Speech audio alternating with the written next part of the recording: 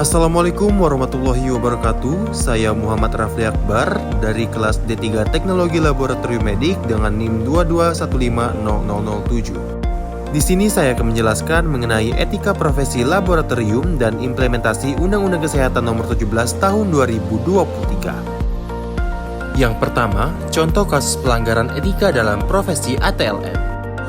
Dalam melakukan mobilitas di tengah pandemi COVID-19, salah satu persyaratan yang wajib dipenuhi ketika melakukan perjalanan udara adalah menyertakan bukti rapid test antigen yang negatif sebagai keterangan.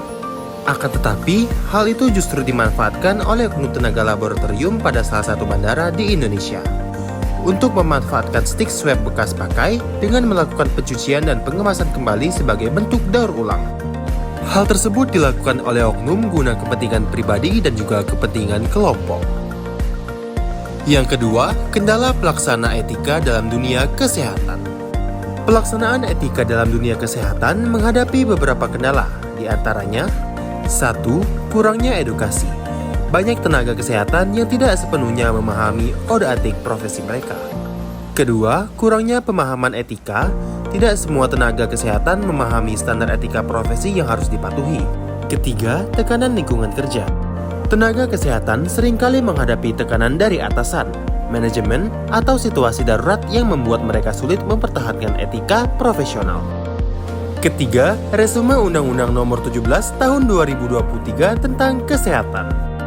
Undang-Undang Nomor 17 Tahun 2023 tentang Kesehatan mengatur berbagai aspek pelayanan kesehatan di Indonesia, termasuk kewajiban tenaga medis dan tenaga kesehatan dalam menjaga integritas hasil pemeriksaan laboratorium.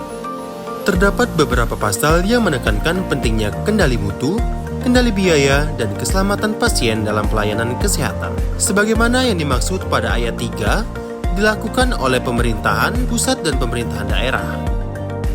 Keempat, inventaris permasalahan Undang-Undang Nomor 17 Tahun 2023 tentang Kesehatan. Pertama, belum adanya pengaturan rinci terkait manipulasi hasil laboratorium. Undang-Undang Nomor 17 Tahun 2023 tidak secara eksplisit mengatur tentang manipulasi hasil pemeriksaan laboratorium. Hal ini dapat menimbulkan celah hukum dan kesulitan dalam penegakan hukum. Kedua, minimnya sanksi spesifik untuk pelaku manipulasi hasil pemeriksaan laboratorium. Sanksi yang tercantum dalam undang-undang ini lebih bersifat umum, seperti pelanggaran etika profesi atau aturan administrasi kesehatan, tanpa menyebut secara spesifik tindakan manipulasi hasil pemeriksaan laboratorium. Ketiga, pengawasan dan akreditasi laboratorium kesehatan. Pengawasan terhadap laboratorium kesehatan diatur secara umum, akan tetapi mekanisme detail untuk mencegah manipulasi hasil pemeriksaan laboratorium belum diatur secara tegas. Kelima, implementasi Undang-Undang Kesehatan terkait profesi ATLM. Implementasi Undang-Undang Nomor 17 Tahun 2023 tentang Kesehatan Masyarakat bagi profesi ahli teknologi laboratorium medik diantaranya adalah: pertama, meningkatkan kapasitas dan distribusi tenaga ATLM di seluruh Indonesia. Kedua, memberikan peluang besar bagi ATLM untuk berperan dalam inovasi layanan kesehatan. Dan yang terakhir adalah melindungi dan mengadvokasi profesi ATLM di Indonesia. Sekian hasil presentasi dari saya ucapkan terima kasih. Wassalamualaikum warahmatullahi wabarakatuh.